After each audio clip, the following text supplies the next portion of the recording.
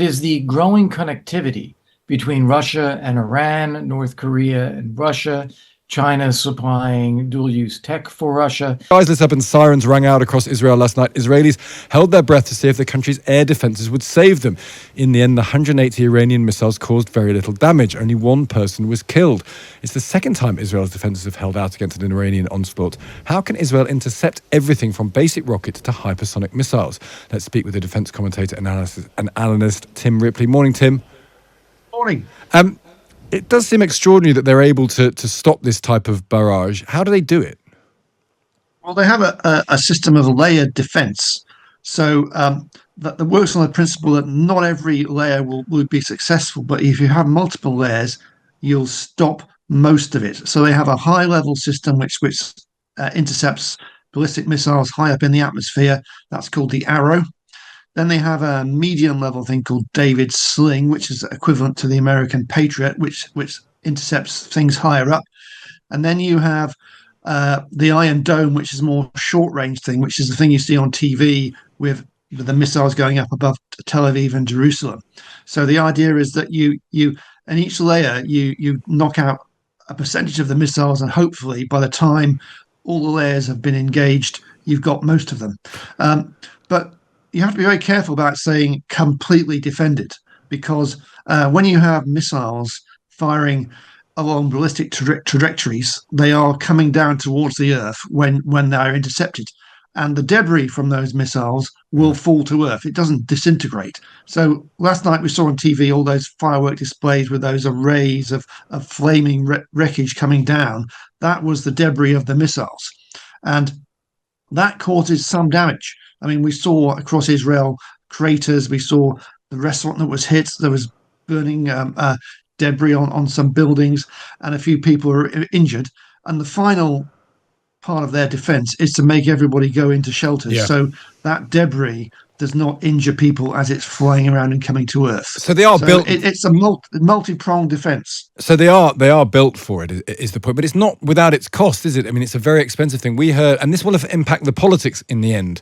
We heard from a guy from Jerusalem at the beginning of this program saying that Arrow defense you mentioned comes at $1.5 million to $2 million a shot. So although they probably can afford to deal with it, it is not cheap. And at some point they might say it's better for us to attack the source in Iran rather than spending all this money knocking out missiles when they do come out in our direction.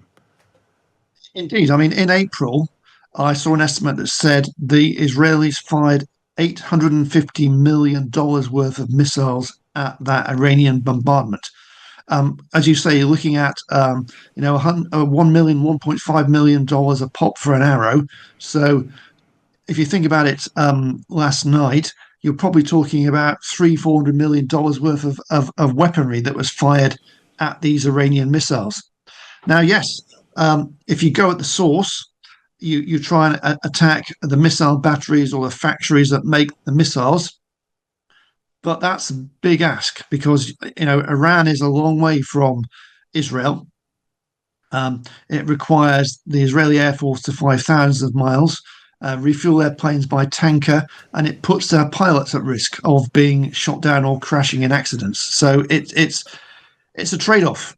And so far, the Israelis are willing to spend the money, and they're supported by the Americans. The Americans pay for a lot of the costs of these defense systems.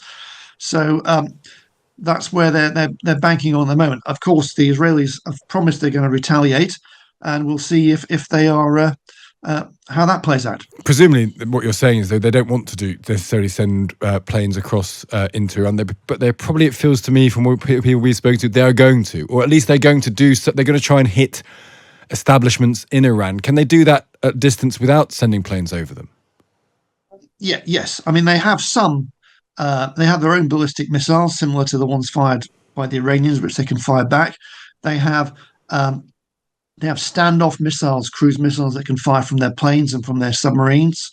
So they can do some of that stuff. But if you're going to try and hunt down and knock out a mobile missile launcher of the type that fired these missiles at Israel yesterday, you need a pilot to fly around to look at the targets and try and hunt them down. So that final bit of trying to catch a mobile missile launcher requires a plane with a pilot to try and find it as it moves around.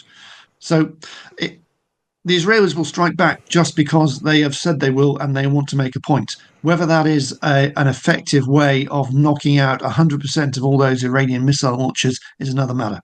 Yeah, and just finally, is there a world in which another barrage comes and this system doesn't work? That, if we'd been talking about a missile actually hitting a home with people in it, it'd be a very different discussion this morning, because we can say people go to shelters and the defence works.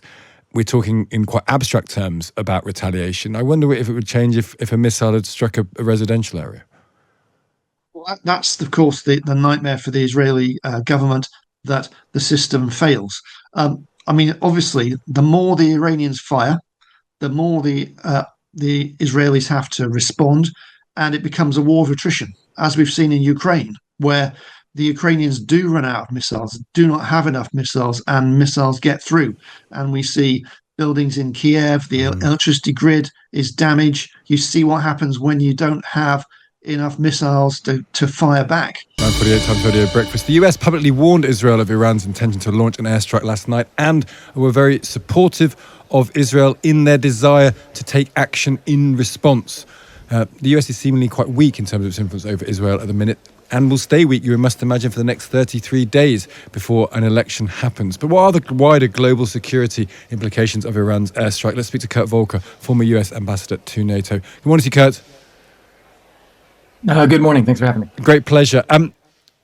What do you think Netanyahu will do next? And what he does next has a huge potential to reshape, I suppose, the structure of the Middle East. This question of, is he really out for regime change in Iran? Is that the end game that he's talked about in public? Is that really what the end game is of all this, do you think? Yeah, I'm not so sure that Israel is ready yet to go that far, seeking regime change in Iran. What I think they want to do is to reestablish a sense of deterrence. That sense of deterrence, that avoidance of conflict, is broken right now. We are now in a cycle of spiraling violence. And in order to get out of that, I think what Israel wants to do is create a scenario where they convince Iran that further escalation is not in their interest and things can stop. That may involve some strikes on Iran, perhaps even their nuclear facilities, but I think not going so far as to try to force an all-out regime change. What's interesting is, though, that Iran is perhaps doing this for its own internal propaganda reasons. They were celebrating on the streets of Tehran. They're saying that it was a successful strike. They've drawn a line under it. But of course, it wasn't a successful strike. Israel, it's expensive, but Israel has the capacity to defend itself against Iran in a way that Iran doesn't necessarily against Israel. So any strike back from Israel, the Iranian regime can't tolerate that, can they? They have to go back again, otherwise they'll lose faith. Well, they might, but at the same time, you don't want Iran to come away with the conclusion that they can just keep striking, using their proxies, such as the Houthis or Hezbollah or Hamas, to keep striking with impunity. We've seen this escalation really since October 7th of last year with Hamas attacks. We've seen the Houthi attacks on Israel, missile strikes, as well as on international shipping. Hezbollah missiles and rockets every day flying into Israel. And Iran has not had to pay any price for this. The proxy groups have been hit, but Iran has not paid any price. So I think what Israel is determined to do is to make sure Iran actually understands that there is no sanctuary, there's no impunity. Are you struck by the fact that the US is less and less of a factor as time goes on? I mean, there is a kind of lame duck president. There's going to be their ability to impact Israel feels like it's shifting. Yeah, but more than that, it's not just lame duck. It is a